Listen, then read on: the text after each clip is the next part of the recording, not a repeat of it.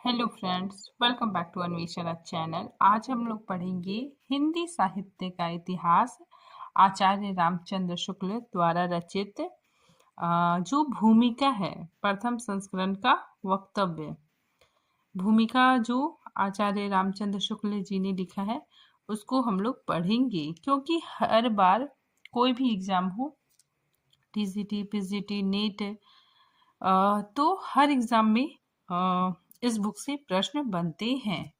तो आज हम लोग भूमिका देखेंगे। देखिए, प्रथम संस्करण का वक्तव्य। आचार्य रामचंद्र शुक्ल जी ने ही ये भूमिका लिखा है। तो देखिए, हिंदी कवियों का एक वृत्त संग्रह ठाकुर शिव सिंह सेंगर ने सन 1833 ईस्वी में प्रस्तुत किया था। तो ये शिव सिंह सेंगर की जो रचना है, शिव सिंह सरोज, वो 1833 ईस्वी में आई।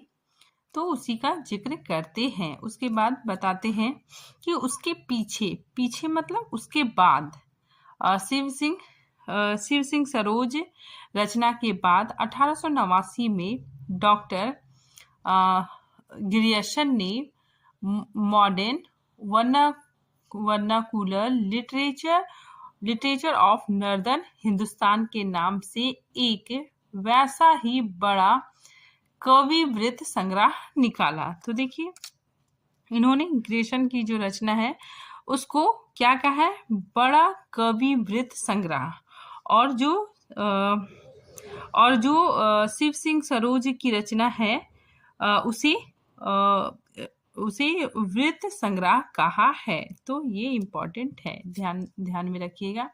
आगे शुक्ल जी कहते हैं कि काशी की नागरी प्रचारिणी सभा का ध्यान आरंभ ही में इस बात की ओर गया कि सहस्त्रों मतलब हजारों, ठीक है, सहस्त्रों मतलब क्या हो गया, हजारों हस्तलिखित हिंदी पुस्तकें देश के अनेक भागों में राज पुस्तकालयों तथा लोगों के घरों में अज्ञात पड़ी थी। अतः सरकार की आर्थिक सहायता से, तो यहाँ पे शुक्ल जी बताते हैं कि सरकार की आर्थिक सहायता से उसने सन 1900 से पुस्तकों की खोज का काम हाथ में लिया। तो सरकार की मदद से ही शुक्ल जी ने पुस्तकों की खोज का काम आरंभ किया और सन 1911 तक अपनी खोज की 8 रिपोर्ट, ठीक है, इन्होंने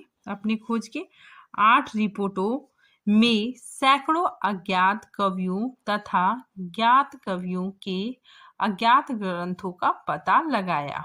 और सन 1913 में, अब यहाँ पे शुक्ल जी बताते हैं कि सन 1913 में इस सारी सामग्री का उपयोग करके मिश्र बंधुओं यानी श्री युक्त पंडित श्याम बिहारी मिश्र आदि ने अपना बड़ा भारी कविता संग्रह मिश्र बंधु विनोद, जिसमें वर्तमान काल के कवियों और लेखकों का भी समावेश किया गया है, 3 भागों में प्रकाशित हुआ। तो यहाँ पे देखिए, ध्यान दीजिएगा, बड़ा, ठीक है, बड़ा भारी कवि वृत्त संग्रह किसे कहा है, तो मिश्र बंधु विनोद रचना को कहा है। और ये बताते हैं कि ये 3 भागों में प्रकाशित हुआ। मिश्र बंधु विनोद 3 भागों में प्रकाशित हुआ। उसके बाद फिर चौथा भाग भी आया 1934 ईस्वी में। तो इसमें यहाँ पे 3 रचनाओं का जिक्र शुक्ल जी ने किया है। आगे वो कहते हैं कि इधर जब से विश्वविद्यालयों में हिंदी की उच्च शिक्षा का विधान हुआ, मतलब विश्वविद्यालय में जब हिंदी शिक्षा का विधान हुआ, आरंभ हुआ, तब से उसके साहित्य के विचार श्रृंखलाबद्ध इतिहास की आवश्यकता का अनुभव छात्र, ठीक है, छात्रों को भी होने लगा और अध्यापक दोनों कर रहे थे।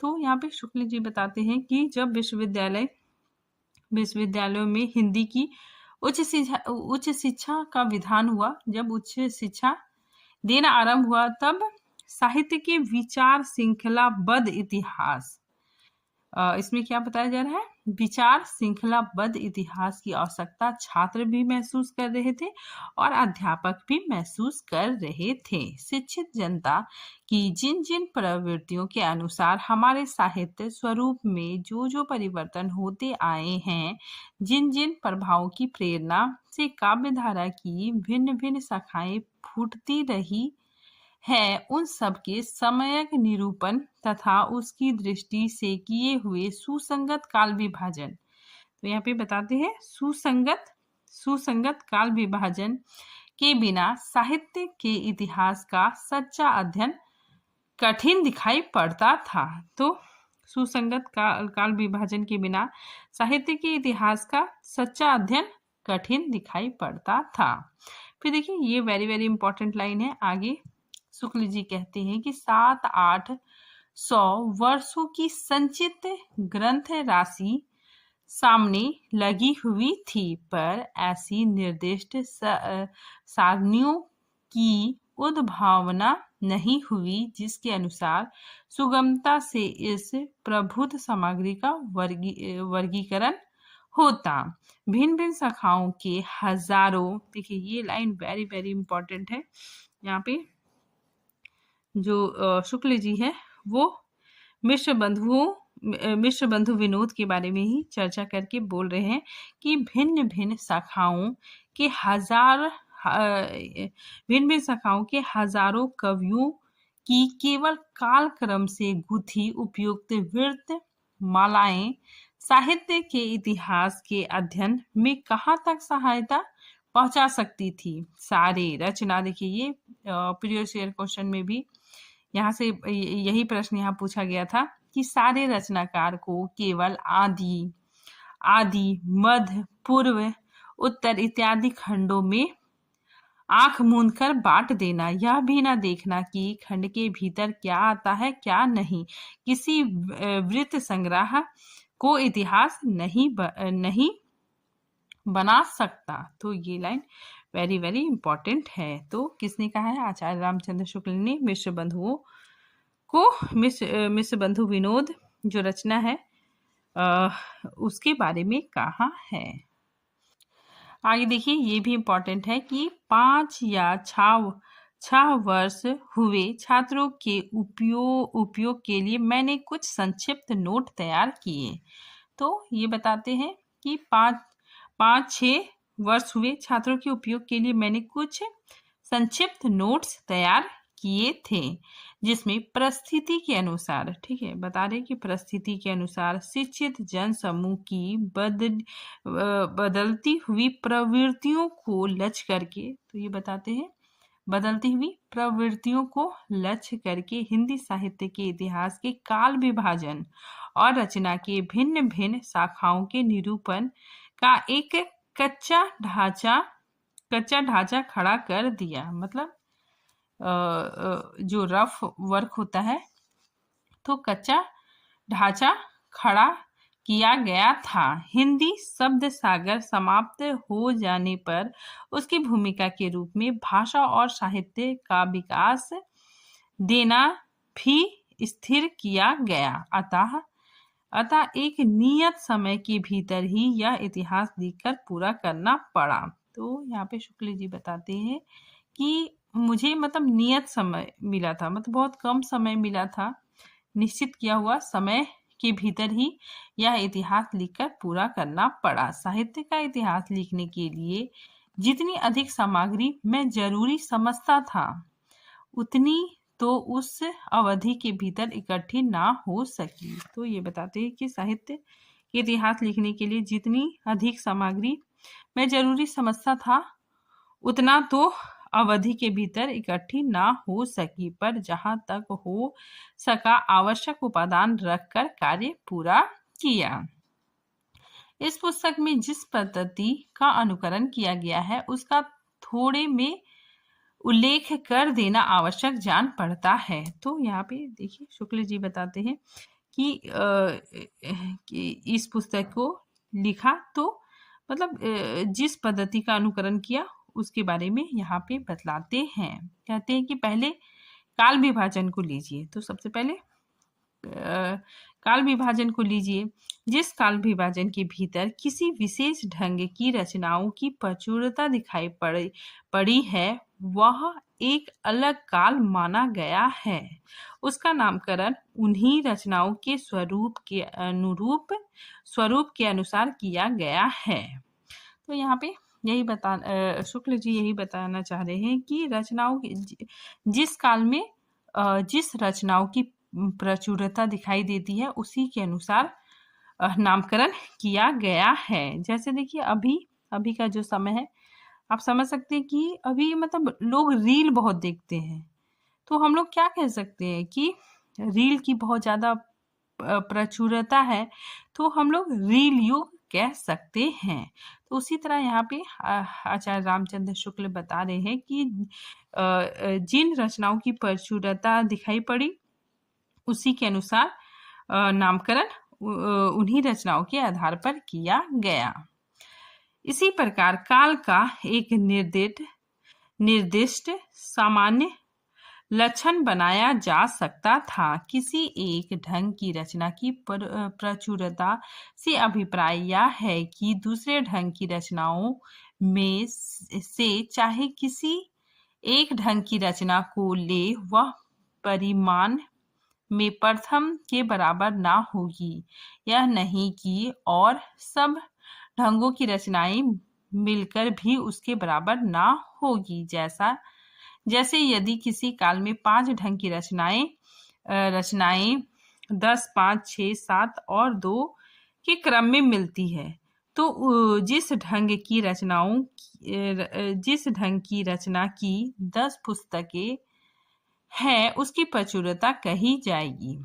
तो यहाँ पे शुक्ल जी बताना चाह रहे हैं कि मान लीजिए 10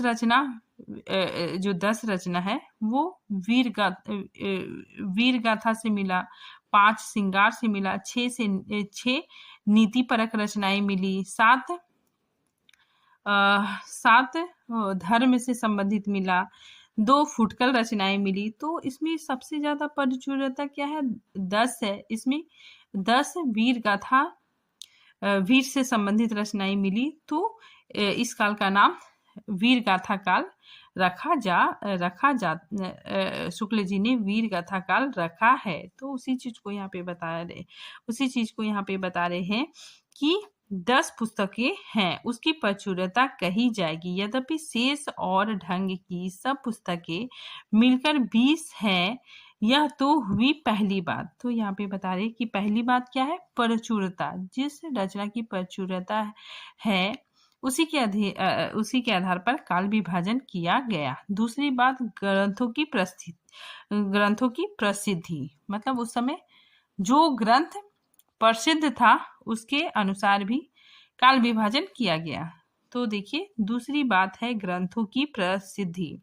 किसी काल के भीतर जिस एक ही ढंग के बहुत अधिक ग्रंथ प्रसिद्ध चले आते हैं उस ढंग की रचना उस काल के लक्षण के अंतर्गत मानी जाएगी, चाहे और दूसरे ढंग की अप्रसिद्ध और साधारण कोटि की बहुत सी पुस्तकें भी इधर उधर कोनों में पड़ी मिल जाया करे। प्रसिद्धि भी किसी काल की लोक प्रवृत्ति की प्रतिध्वनि है। सारांश यह है कि इन दो बातों की ओर ध्यान रखकर काल विभाजन का नामकरण किया गया है। तो इसमें शुक्ल जी यही बताए हैं, 2 बातों को ध्यान में रखकर काल विभाजन का नामकरण किया गया है। पहला प्रचुरता और दूसरा ग्रंथों की प्रसिद्धि। आगे देखिए, आदिकाल का नाम मैंने वीर गाथा काल रखा है। उक्त काल के भीतर 2 प्रकार की रचनाएं मिलती है। तो यहाँ पे शुक्ल जी बताते हैं कि आदिकाल का नाम मैंने वीर गाथा रखा है और उक्त काल के भीतर 2 प्रकार की रचनाएं मिलती है। पहला अपभ्रंश की और दूसरा देश भाषा की। देश भाषा मतलब बोलचाल की भाषा की। अपभ्रंश की पुस्तकों में कई तो जैनों के धर्म तत्व निरूपण संबंधी है जो साहित्य की कोटि में नहीं आती। तो देखिए यहाँ पे शुक्ल जी ने जैनों नाथों को हिंदी साहित्य की कोटि में नहीं रखा है। तो यहाँ पे शुक्ल जी बताते कि अपभ्रंश की पुस्तकों में कई तो जैन के धर्म तत्व निरूपण संबंधी है जो साहित्य की कोटि में नहीं आती, और जिसका उल्लेख केवल यह दिखाने के लिए ही किया गया है कि अपभ्रंश भाषा का व्यवहार कब से हो रहा है।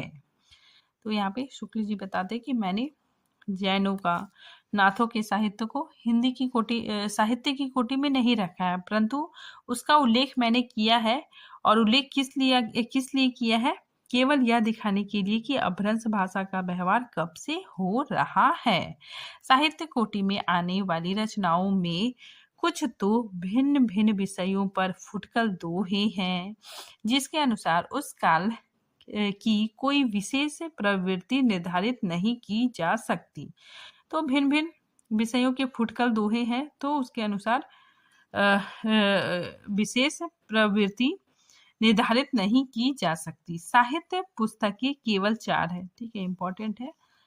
बताते हैं कि साहित्य पुस्तकें केवल 4 हैं। तो यहाँ पे देखिए साहित्यिक पुस्तकें केवल 4 है। विजय पाल रासो, हमीन रासो, कीर्ति लता और कीर्ति पताका, ये 4 साहित्यिक पुस्तकें हैं। आगे बताते हैं कि देश भाषा काव्य की 8 पुस्तकें प्रसिद्ध हैं। देश भाषा मतलब बोलचाल की भाषा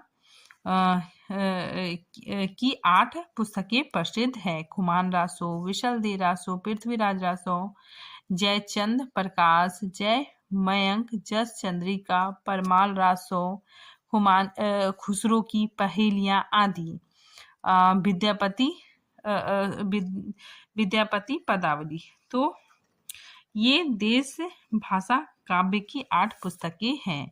तो इसमें शुक्ल जी बताते हैं कि विशल दे रासो और खुसरो की पहेलियां और विद्यापति की पदावली, ठीक है, इन तीनों रचना को छोड़कर बाकी जितने सारे रचना है वो वीर गाथात्मक है, ठीक है, उसमें वीर गाथा है। तो देखिए यहाँ पे स्पष्ट करते हैं शुक्ल जी कि इन्हीं 12 पुस्तकों की दृष्टि से आदिकाल का लक्षण निरूपण और नामकरण हो सकता है।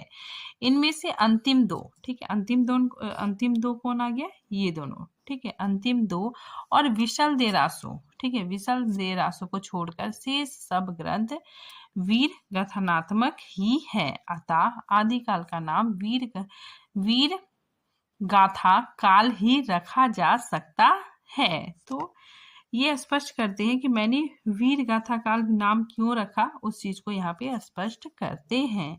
और आगे बताते हैं कि जिस सामाजिक या राजनीतिक परिस्थिति की प्रेरणा से वीर गाथाओं की प्रवृत्ति रही है, उसका सम्यक निरूपण पुस्तक में कर दिया गया है।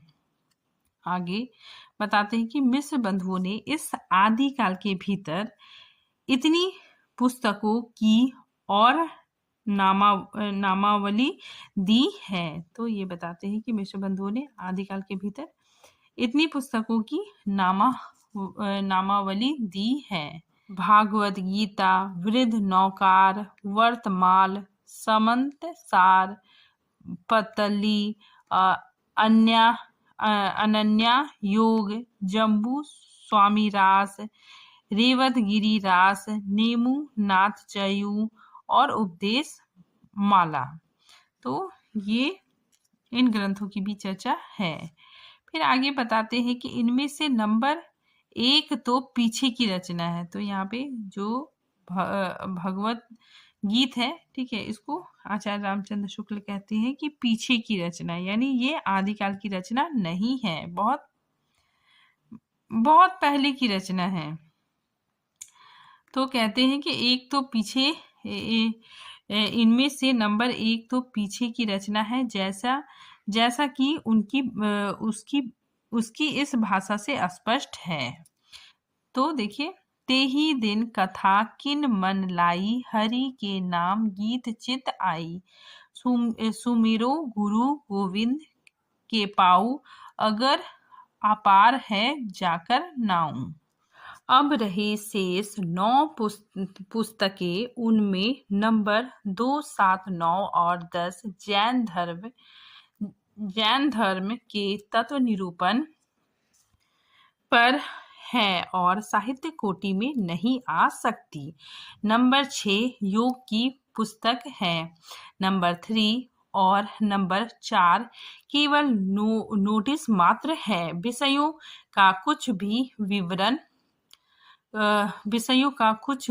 विवरण नहीं है। इस प्रकार केवल 2 साहित्यिक पुस्तकें बची जो वर्णनात्मक हैं।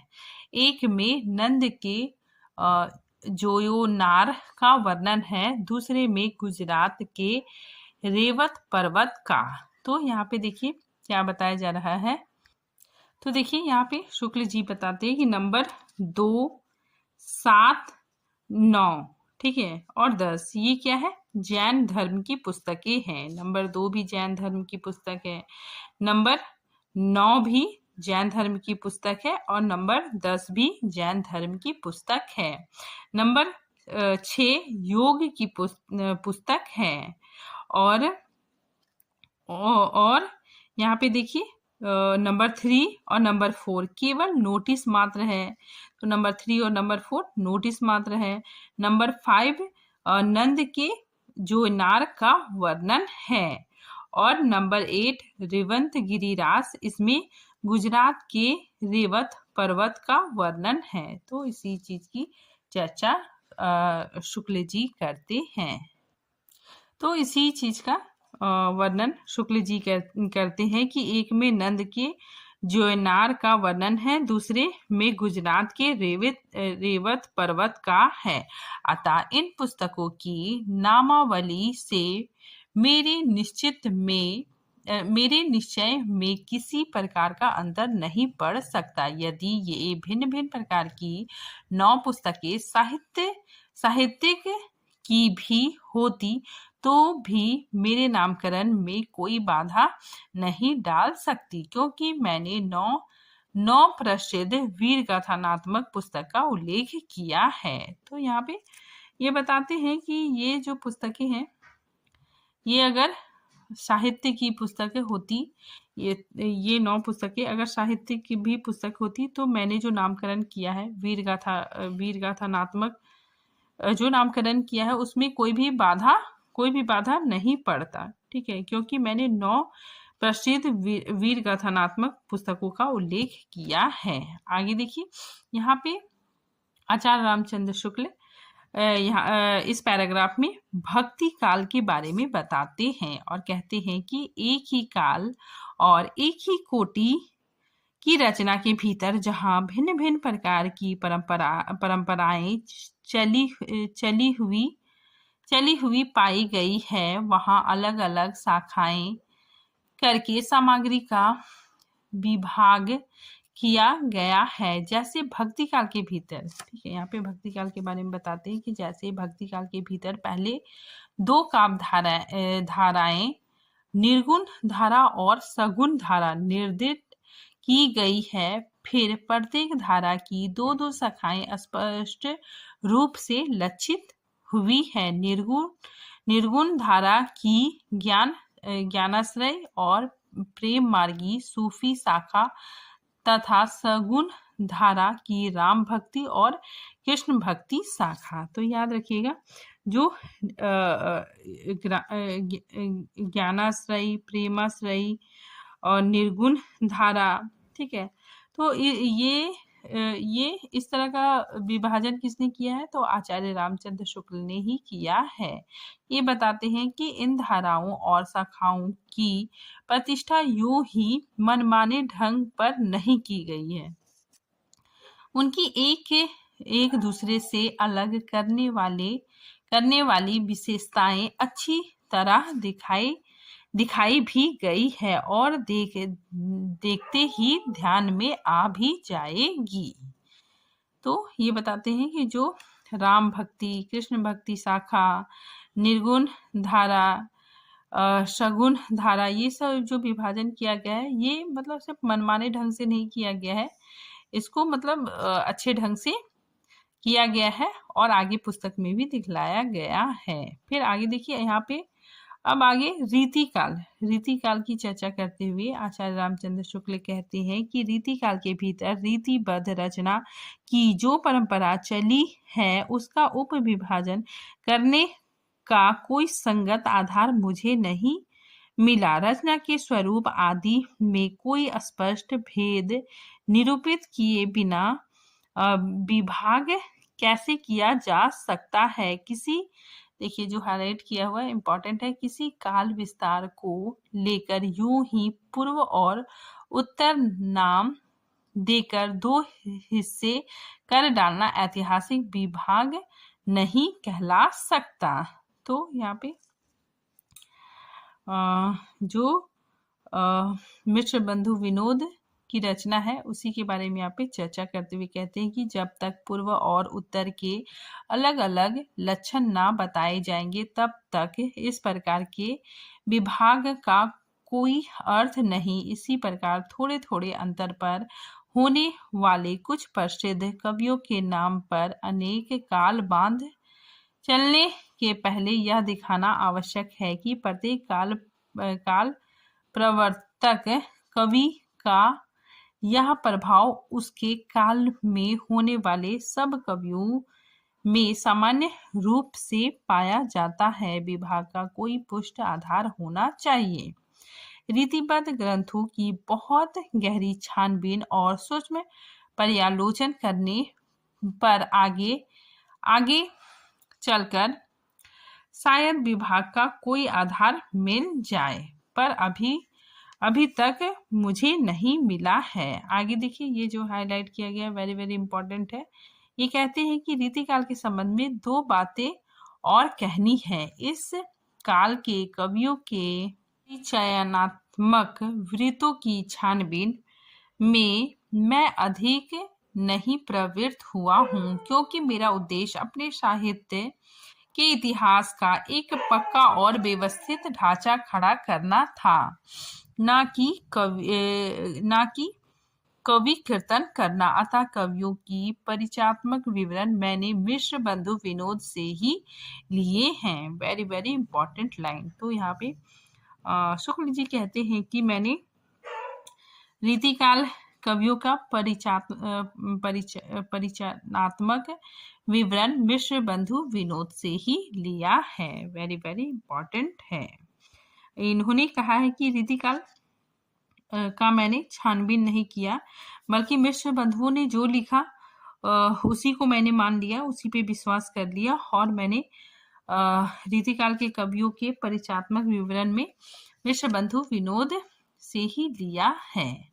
आगे कहते हैं कि कहीं कुछ कवियों के विवरण में परिवर्तन और परिष्कार भी किया है। तो शुक्ल जी कहते हैं कि कवियों के विवरण में मैंने परिवर्तन किया, ठीक है, परिष्कार किया, जैसे ठाकुर दीनदयाल गिरी, राम सहाय और रसिक गोविंद के विवरणों में।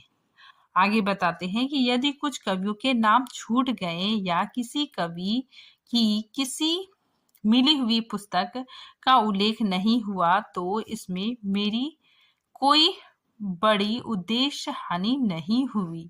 इस काल के भीतर मैंने जितने कवि लिए हैं या जितने ग्रंथ के नाम दिए हैं उतने ही जरूरत से ज्यादा मालूम होते हैं। तो आप जान सकते हैं कि रीतिकाल में बहुत सारे कवि हैं, इसीलिए शुक्ल जी कहते हैं कि मैंने जितने कवि लिए या जितने ग्रंथों के नाम दिए उतने ही जरूरत से ज्यादा मालूम हो रहे हैं।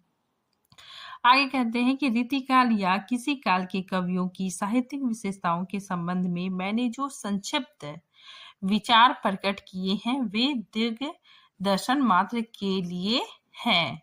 इतिहास की पुस्तक में किसी कवि की पूरी या अधूरी आलोचना भी नहीं आ सकती। तो यहाँ पे देखिए शुक्ल जी बताते हैं कि इतिहास की पुस्तक में किसी भी कवि की पूरी या अधूरी आलोचना भी नहीं आ सकती। मतलब इतिहास की पुस्तक में हम किसी का मतलब आलोचना नहीं लिख सकते। तो वही बोल रहे हैं कि अधूरी आलोचना भी नहीं आ सकती। किसी कवि की आलोचना लिखनी होगी तो स्वतंत्र प्रबंध या पुस्तक के रूप में लिखूंगा। बहुत प्रसिद्ध कवियों के संबंध में, ठीक है, इंपॉर्टेंट है, यहाँ पे बताते हैं कि बहुत प्रसिद्ध कवियों के संबंध में ही थोड़ा विस्तार से लिखना पड़ा। जैसे तुलसीदास, ठीक है, वे बहुत प्रसिद्ध है तो उन कवियों को थोड़ा विस्तार में लिखना पड़ा, पर वहां भी विशेष प्रवृत्ति का ही निर्धारण किया गया। तो ये बताते हैं कि वहां भी विशेष प्रवृत्ति का ही को ही ध्यान में रखा। यह आवश्यक है कि उनमें से कुछ प्रवृत्तियों को मैंने रसोपयोगी और कुछ को बाधक कहा है। आगे देखिए, ये वेरी वेरी इंपॉर्टेंट लाइन है, ठीक है, पूछा भी जाता है। आधुनिक काल में गद्य का आविर्भाव सबसे प्रधान साहित्यिक घटना है। तो हम लोग जानते भी है कि आधुनिक काल में गद्य का उदय हुआ।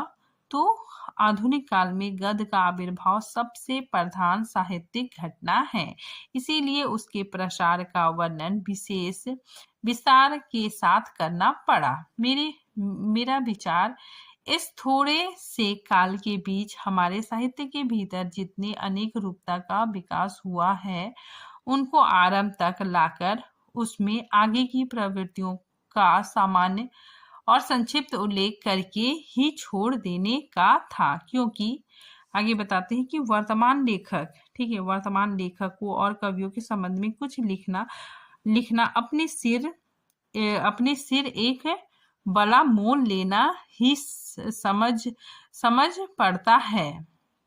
तो शुक्ल जी कहते हैं कि मान लीजिए जो पीछे के कवि है उसके बारे में आप कुछ लिख दीजिए तो कोई बात नहीं, लेकिन जो वर्तमान में जो लेखक है, कवि है, उसके बारे में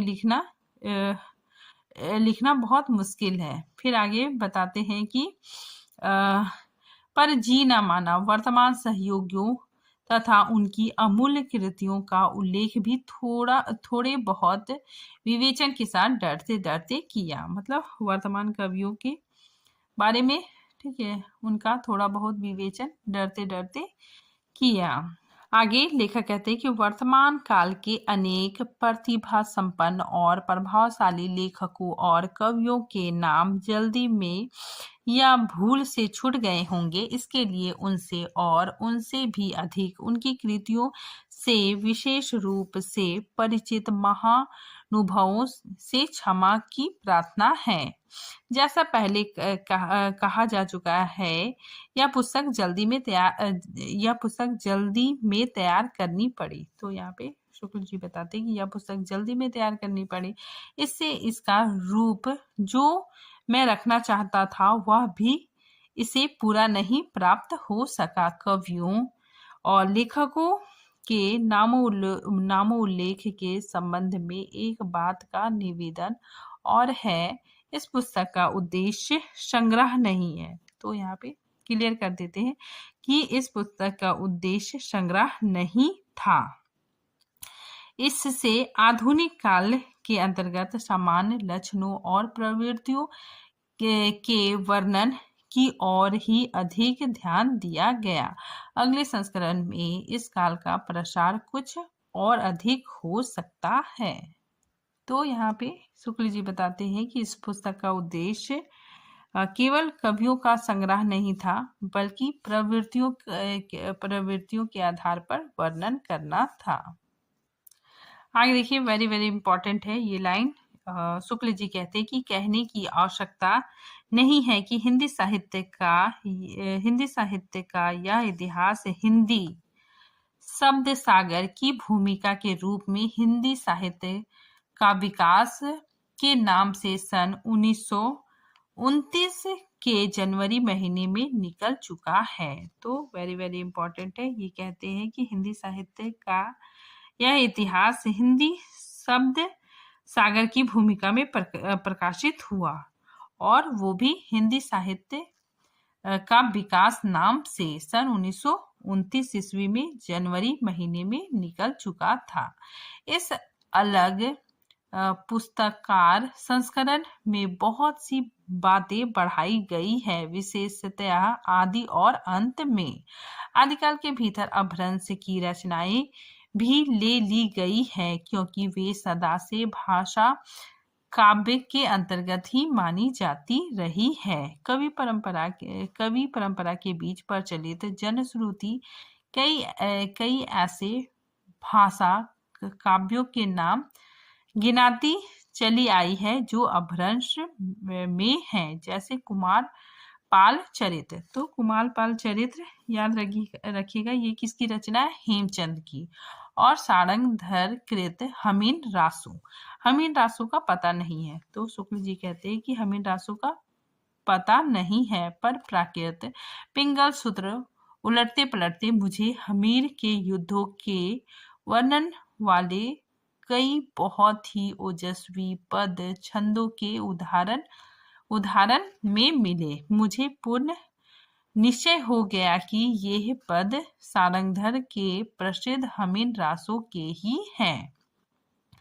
आगे वे कहते हैं कि आधुनिक काल के अंत में वर्तमान काल की कुछ विशेष प्रवृत्तियों के वर्णन को थोड़ा और प्लवित इसलिए करना पड़ा, जिससे उन प्रवृत्तियों के मूल का ठीक पता केवल हिंदी पढ़ने वालों को भी हो जाए और वे धोखे में ना रहकर स्वतंत्र विचार में समर्थ हो।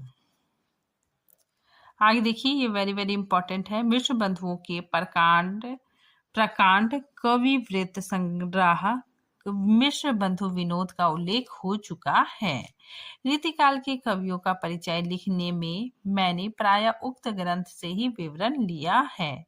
तो यहाँ पे शुक्ल जी खुद ही बोलते हैं कि रीतिकाल के कवियों का परिचय लिखने में मैंने मिश्र बंधु विनोद ग्रंथ का सहारा लिया है।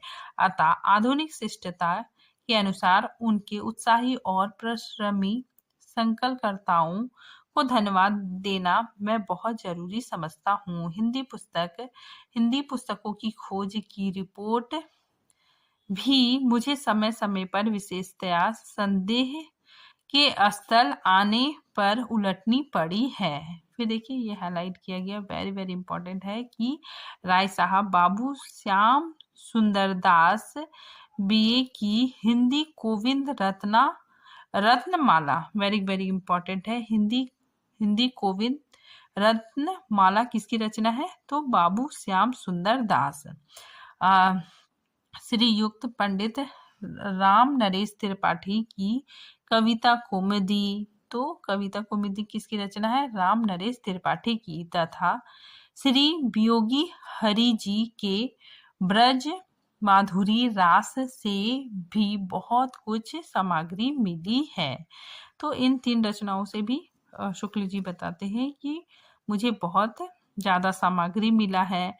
अतः उक्त तीनों महाअनुभवों के प्रति मैं अपनी कृतज्ञता प्रकट करता हूँ। आधुनिक काल के प्रारंभिक प्रकरण लिखते समय जिस कठिनता का सामना करना पड़ा, उनमें मेरे बड़े पुराने मित्र पंडित केदारनाथ पाठक ही काम आए। तो ये बताते हैं कि आधुनिक काल लिखते समय मुझे बहुत कठिनाइयों का सामना करना पड़ा और उस वक्त मेरे बड़े पुराने मित्र केदारनाथ पाठक ही काम आए, पर ना आज तक मैंने उन्हें किसी बात के लिए धन्यवाद दिया है और न अब देने की हिम्मत कर सकता हूँ, क्योंकि धन्यवाद को वे आजकल की एक बदमाशी समझते हैं। तो केदारनाथ पाठक ये धन्यवाद को आजकल की एक बदमाशी समझते हैं, इसीलिए लेखक ने इन्हें धन्यवाद नहीं किया। फिर आगे कहते हैं, शुक्ल जी कहते हैं कि इस कार्य में मुझसे जो भूले हुई है उसके सुधार की जो त्रुटियां रह गई उसकी पूर्ति की और जो अपराध बन पड़े उसकी क्षमा की पूरी आशा करके ही मैं अपने श्रम से कुछ संतोष लाभ कर सकता हूँ। आचार्य रामचंद्र शुक्ल। तो ये भूमिका यहीं पे समाप्त होता है। मिलते हैं फिर इसके नेक्स्ट पार्ट में। तब तक के लिए धन्यवाद।